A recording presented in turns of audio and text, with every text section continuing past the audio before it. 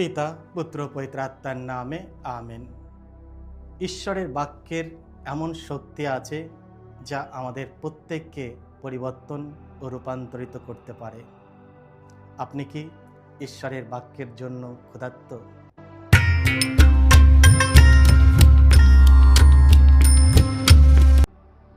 খ্রিস্ট আমার পরম প্রিয়জনেরা, আজ সেপ্টেম্বর মাসে 20 তারিখ শনিবার। আর আজকে ডেলি মান্না ঈশ্বরের বাণী প্রতিদিন নেওয়া হয়েছে লূক রচিত মঙ্গল সমাচার থেকে 8 অধ্যায় 4 থেকে 15 পদ। এসো আমরা ভক্তিভাবে আজকের বাণীটি শুনি। সেদিন বহু লোকের ভিড় জমতে শুরু করেছে। একের পর এক শহর থেকে লোকেরা যিশুর কাছে আসছে। সেই সময়ে তিনি একটি উপমা কাহিনীর মধ্য দিয়ে উপদেশ দিতে শুরু করলেন।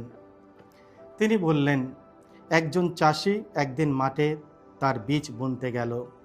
বোনার সময় কিছু বীজ পাথরের ধারে পড়ে গেল, চাপা পড়ল লোকের পায়ের নিচে। আকাশের পাখিরা এসে সেগুলো খেয়ে ফেলল। আবার কিছু বীজ পড়ল পাথরের ওপর, কিন্তু চারা গজানোর পর জলের অভাবে সেগুলো শুকিয়ে গেল। কিছু বীজ আবার পড়ল কাটা ঝোপে। কাটা গাছ চারাগুলির সঙ্গে সঙ্গে বেড়ে উঠে তাদের চাপা দিয়ে গেল। আর কিছু বীজ ভালো মাটিতেই পড়ল, সেগুলো চারা বেড়ে উঠে ফসল দিল শতগুণ। এই কথা বলার পর যিশু জোর গলায় বলে উঠলেন, শোনবার কান যার আছে সে শুনুক। পরে যিশুর শিষ্যরা তাকে জিজ্ঞাসা করলেন যে এই উপমা কাহিনীটির অর্থ কী। যিশু বললেন, ঐশ্বরাজ্যের রহস্যময় সত্যের জ্ঞান তোমাদের দেওয়া হয়েছে, কিন্তু অন্যদের জন্য সেই সত্য রয়েছে নানা উপমা কাহিনীর আবরণেই, যাতে তারা দেখেও দেখতে না পায়, শুনেও বুঝতে না পারে। শোনো, উপমা কাহিনীটির অর্থ হলো এই। বীজ হচ্ছে ঈশ্বরের বাণী। যে বীজগুলো পড়ে রয়েছে পাথরের ধারে, সেগুলো যেন সেই সমস্ত মানুষ যারা বাণী শুনতে পায় ঠিকই, কিন্তু পরে শয়তান এসে তাদের অন্তর থেকে সেই বাণী তুলে নিয়ে যায়, পাছে ঐশ্ব বাণীতে তাদের বিশ্বাস জন্মায় আর তাতেই তারা পরিত্রাণ পায়। যে বীজগুলো পড়ে রয়েছে পাথরের ওপর, সেগুলো যেন সেই সমস্ত মানুষ বাণী শুনতে না শুনতেই যারা আনন্দের সঙ্গেই তা গ্রহণ করে, কিন্তু তাদের কোনো শেকড় নেই ঐশ্ব বাণীতে তাদের এই বিশ্বাস কিছুক্ষণের। কঠিন পরীক্ষার সামনে এলে তারা সব ছেড়ে সরে যায়। যে বীজগুলি কাটা ঝোপে পড়ল, সেইগুলো যেন সেই সমস্ত মানুষ যারা বাণী শুনতে পায় ঠিকই, কিন্তু পথ চলতে চলতে এই জীবনের ভাবনা চিন্তা, ধন সম্পদ ও আমোদ প্রমোদের চাপে তারা চাপা পড়ে যায়, তাই তাদের কোনো পরিণতি হয় না। আর যে বীজগুলো ভালো মাটিতেই রয়েছে, সেগুলি যেন সেই সমস্ত মানুষ যারা সৎ উদার প্রাণের বাণী শুনে তা আঁকড়ে ধরে রাখে আর নিজের কর্তব্য নিষ্ঠায় ফলশালী হয়ে ওঠে। এই হলো প্রভু যিশুর মঙ্গল সমাচার। প্রভু যিশু তোমার মহিমা প্রচারিত হোক। খ্রিস্ট আমার পরম প্রিয়জনেরা, বীজ বপনের উপমায় বিভিন্ন প্রকার মাটির কথা আজকে উল্লেখ করা হয়েছে, যা ঈশ্বরের বাক্যের প্রতি মানুষের ভিন্ন ভিন্ন প্রতিক্রিয়া প্রকাশ করে। এটি আমাদেরকে আমাদের হৃদয়ের অবস্থান ওপর চিন্তা করতে আজকে আহ্বান জানাই।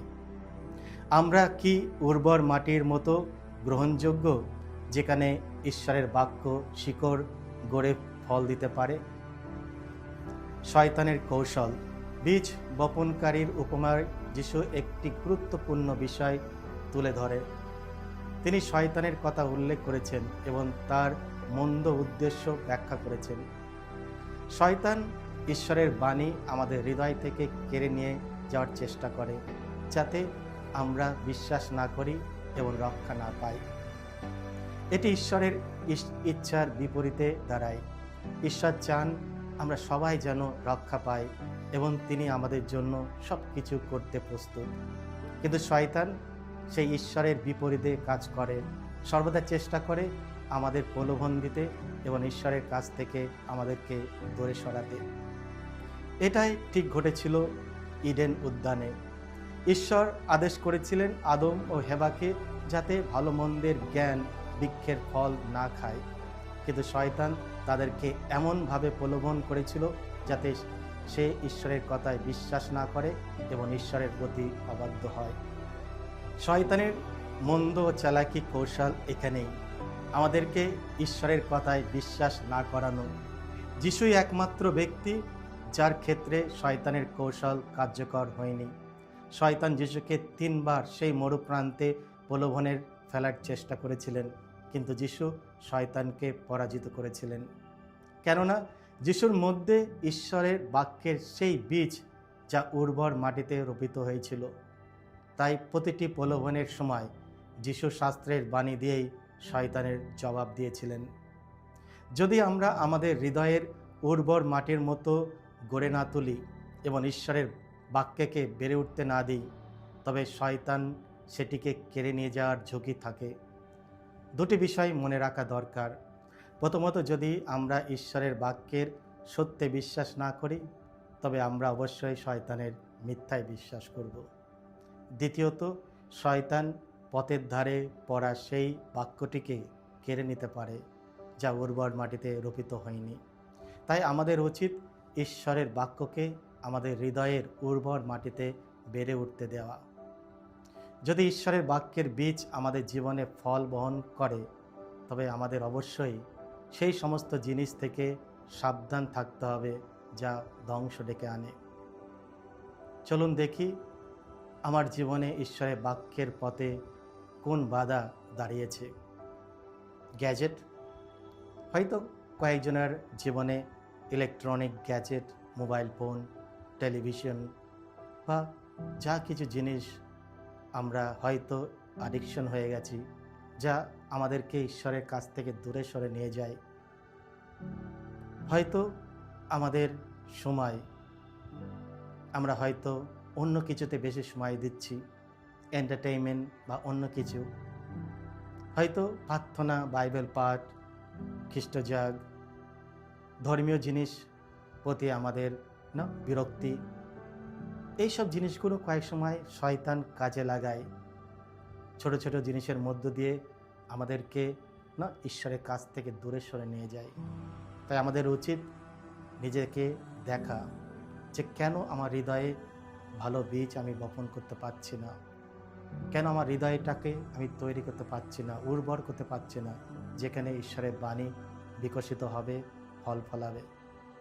আমাদের প্রত্যেকে চেষ্টা করতে হবে যাতে আমাদের জীবনে যা কিছু বাধা সৃষ্টি করে সেইগুলি আস্তে আস্তে উপড়িয়ে ফেলা, দূরে সরে দেওয়া, যাতে ঈশ্বরের বাক্য আমাদের জীবনে কার্যকারিতা হয়। ঈশ্বরের বাক্যের এমন শক্তি আছে যা আমাদের প্রত্যেককে পরিবর্তন ও রূপান্তরিত করতে পারে, যদি আমরা তা বিশ্বাস সহ গ্রহণ করি এবং আমাদের অন্তরে তার শিকড় গড়াতে সাহায্য করি। ঈশ্বরের বাক্য আমাদের প্রতিদিনের খাদ্য, যা আমাদের পুষ্টি যোগান এবং বিশ্বাসের পথে আমাদের শক্তি যোগায়, যাতে আমরা তার অনন্ত রাজ্যের পথে এগিয়ে যেতে পারি। আপনি কি ঈশ্বরের বাক্যের জন্য ক্ষুধার্ত? এসব প্রার্থনা করি। হে প্রভু যিশু, তোমার বাক্যের প্রতি বিশ্বাসী জ্ঞানের পথ আর তোমার ঐশ্বরিক পরিকল্পনা নিয়ে ধ্যান করায় সত্যে বৃদ্ধি পাওয়া। আমাদের চোখ খুলে দাও যাতে আমরা তোমার কাজ দেখতে পারি আর আমরা যেন শুনতে পারি তোমার আহ্বানের ধ্বনি, যাতে আমরা আমাদের জীবনের জন্য তোমার পবিত্র ইচ্ছা বুঝতে পারি এবং সেই ইচ্ছা অনুযায়ী আমরা যেন পথ চলতে পারি। আমরা তোমার বাণীতে ভরসা রাখি, তোমার ওপর রাস্তা রাখি। এই প্রার্থনা করি আমাদের প্রভু যীশু খ্রিস্টের নামে। সকলকে জয় যিশু। ঈশ্বর আপনাদের সকলকে আশীর্বাদ করুন।